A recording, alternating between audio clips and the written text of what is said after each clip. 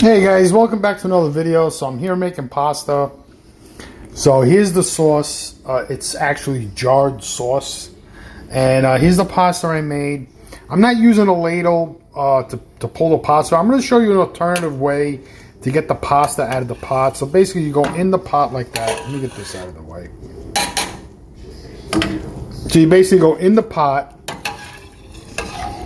and you come up and you just let it drain out. Like if you don't have a perforated cupino or I don't know, what do you call one of these things in English?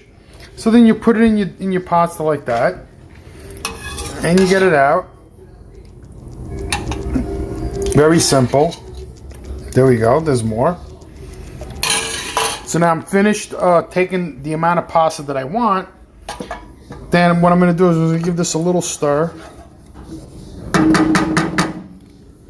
Right, clean off the spoon in the water and take my pot of sauce, and there we go. Just pour it over like that, and that should be enough.